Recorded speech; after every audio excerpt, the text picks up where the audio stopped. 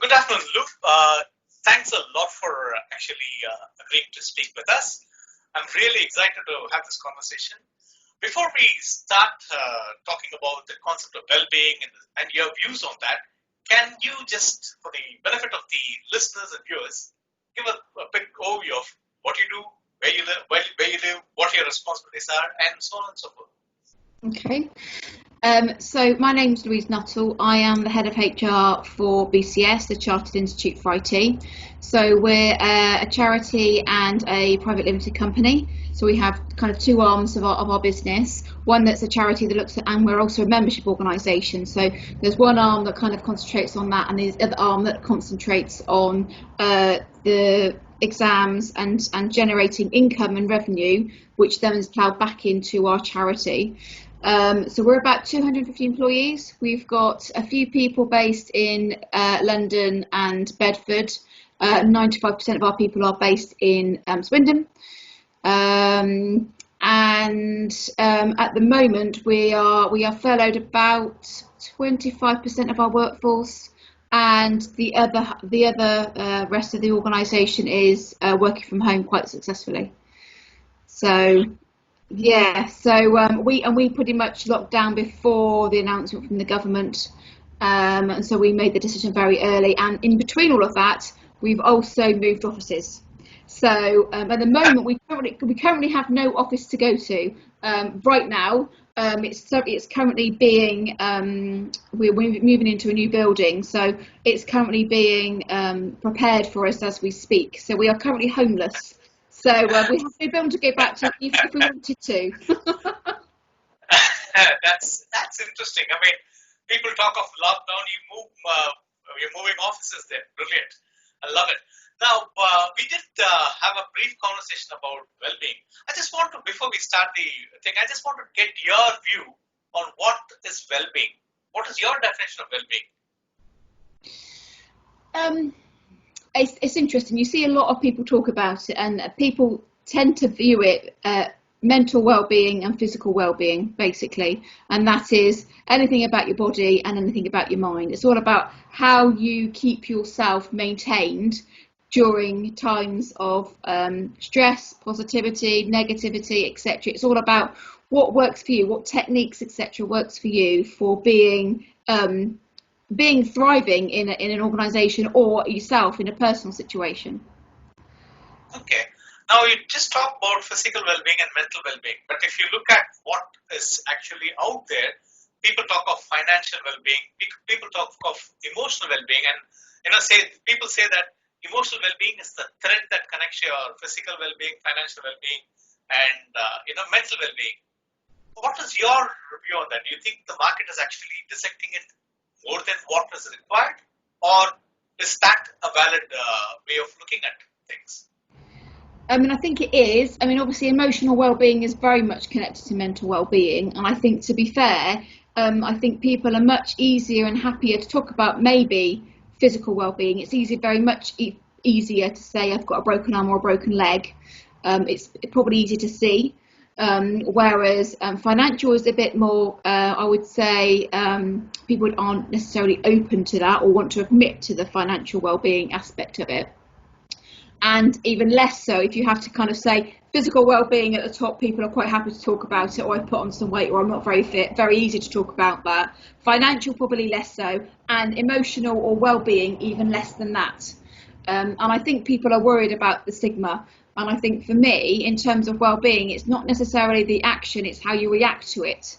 So no matter what happens, what we can control and what isn't with our control is how we react to situation, and that's where it links into kind of emotional and mental well-being.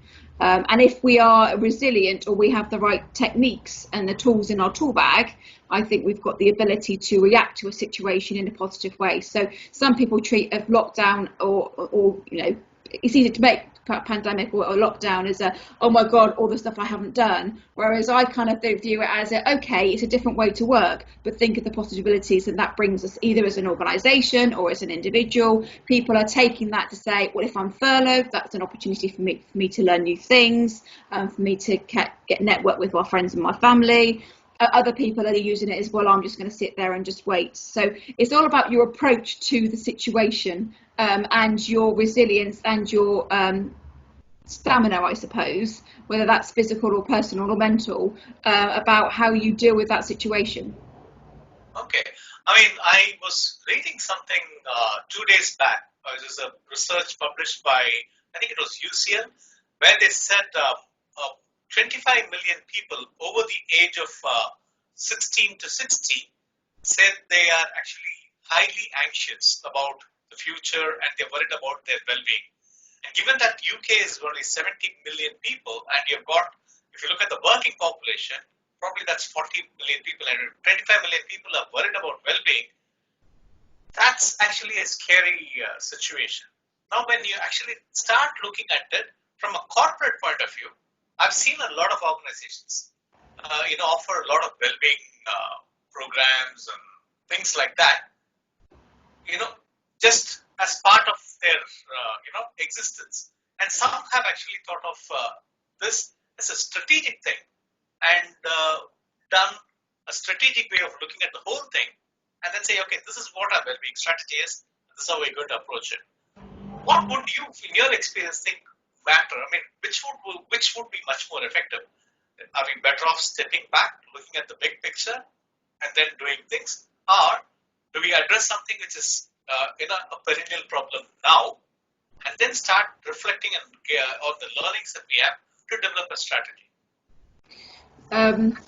My honest opinion, I think we should be doing both. When I was asked at a recent webinar by one of our directors, what are we doing with our people and what initiatives I've got for the future, it's kind of like, well, I don't know. And I had to be vulnerable in that, because what you have to do is you have to think about what we need right now, and there might be some things that we need to put in place right now, because no one really could have foreseen this lockdown. So there are things that we may need to do immediately, and there's things that we've done. For example, we've done about managing teams remotely, how to build your personal resilience, etc. Things that we weren't planning to do as part of the strategy, but things that we put in place because our people needed it. We put a one-pager to talk about how we can support our staff. We talk to different organisations to see if that we can beg, borrow and steal some guidance and some help, etc. So we've not been precious in terms of the information and the guidance that we sent to our staff. Again, none of that was planned as part of the overall strategy, but it's something that we need to do. So I think it's a bit of both. I think you need to do some immediate stuff right now. While you've highlighted people are struggling, we need to do something about that. Secondly, in terms of the strategy, yes, it is pivotal. I think with our staff, the well-being of our staff is paramount, and I keep on reinforcing that message. And it does need to be a strategic view, which is supported by the execs and senior directors.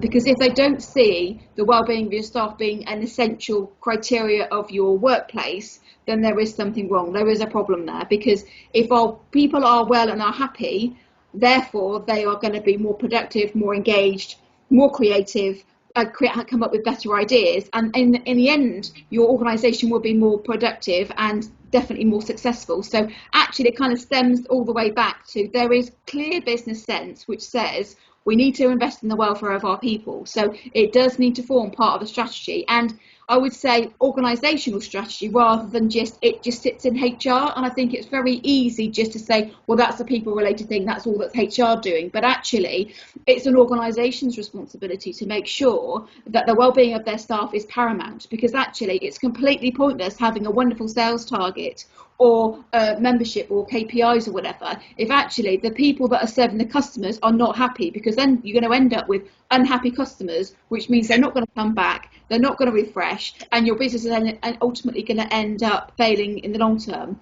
because your people aren't happy. So it kind of all links back to this does need to be a thread through the organisation, and actually you should be open to say, well, we're going down this avenue, well, we don't need that right now, let's move on to something else. So I was actually trying to focus on a wellbeing strategy, and I've actually paused it because right now my focus is now flipped into how can I support our staff during lockdown, which is completely different to how do I support our staff using, I would say, business as usual, or when we go back to the office. That is completely different. So I've actually held on that because I'm thinking it's a completely different world right now, so let's not focus on that. Let's focus on what I can do right now, which is going to help our people. Okay, So you've got a here and now and then beyond approach to the whole thing. Now, one of the things I'm actually I keep hearing is uh, people actually roll out well-being initiatives across the organization, but individual needs are different. Like for example, I I might not be someone who needs a physical well-being strategy like gym memberships and healthy eating or fruits at work. So by rolling out something at a macro level, you tend to alienate people who don't need that, and where the genuine need for a well-being is there, it's not being assessed. So do you think it is do you guys think before I talk about you guys, do you think it is possible or it is important to understand individual well-being needs, or is it you actually do a lot of holistic measures and hope that something which you do would actually address the individual well-being need? What's your view on that? I agree. I do think that people's needs are different, but the way that we are centering our wellbeing initiatives is around the 5 ways of wellbeing, which is linked to the Public Health England. So that looks at different ways. So whether that's connecting, whether that's learning, whether that's giving your time, there's a whole variety of things, and what we're trying to do is look at what can we provide as an organisation to hit all of those. Now, it might be that doesn't suit everybody, but that I can guarantee you there'll be one nugget in there, one piece of initiative, one thing that makes a difference to every single person, whether they want to admit to it or not. I'm hoping that we are doing a whole range of things that ultimately they can rely on, and they know that we will support them as an organisation to them directly, and they can pick and choose. Okay. And when you talk of well-being initiatives, obviously you are investing quite a bit on those initiatives. Do you actually start measuring first thing is, do you think it is wrong to measure the return on investment on well-being initiatives? Um, do I think it's wrong? I think, to be fair, if you're trying to put something from a HR professional, it's very difficult to put a wellbeing initiative in place without the return on investment. So trying to get buying, I think that's when you tend to have to give the return on investment. And also invariably, it's very difficult to tell.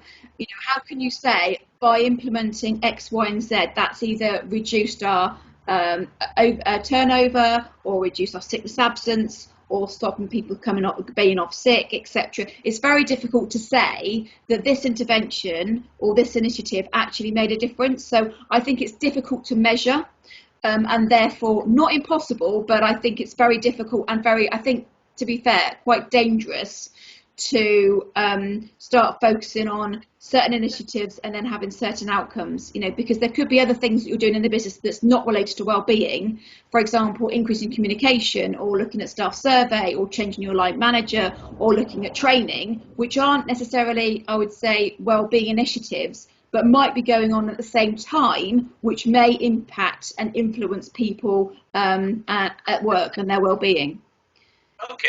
I mean, the reason I asked that question is because if someone's head is not there in the right place, then probably that's going to impact on their productivity and performance. That's what you said earlier, right?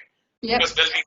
So if you can just tag that to that, because for let's say you're investing in me, a well-being initiative, because I'm not sleeping properly, there's something that you're investing which allows me to sleep properly. So that investment that you've made actually has helped me to sleep properly, which means I can then go back to work and do things right, rather than just do just enough to get past. So things like that, can't you not link that and this and say, I mean, it's a simple thing. I know it's not very scientific, but can we not start somewhere? Because that's the thing I was thinking.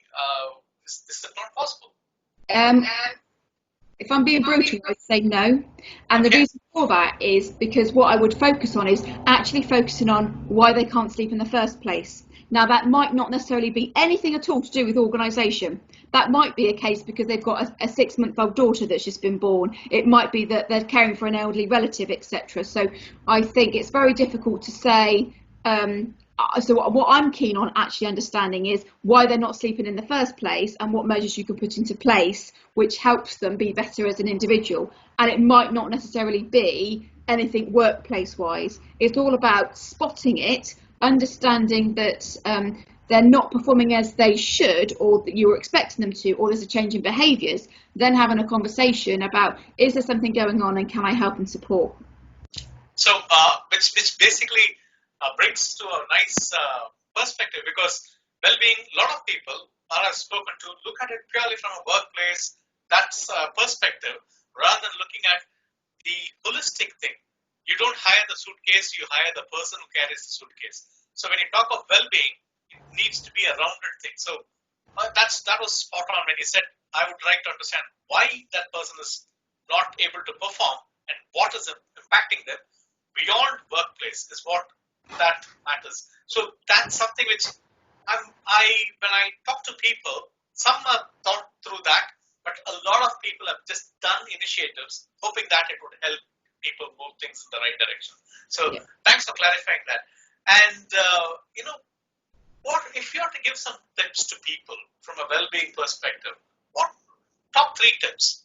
Given that you manage a team and you're head of HR, top three tips for people to manage the Um, well-being. well-being, I would say, understand that everybody's drivers, motivations, and experiences during this time, whenever, is completely different, and try not to overshadow your life experience with others.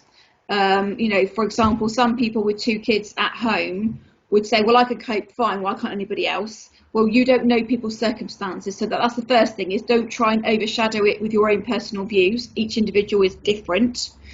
I would say, second point, I would say try to have a whole range of initiatives and don't just go to a out the box, every organisation does X, Y, and Z, so I must do the same. So I think try to go for organisational fit rather than best practice, because what will work in a really big corporate will not work in a small charity. So again, have context with your business, because we've done stuff that I wouldn't say is different to it, but it's just we are very aligned to our staff and trying to meet the needs of our staff by listening to them, rather than saying, oh, well, that company over there is doing X, let's do that. So that would be the second thing.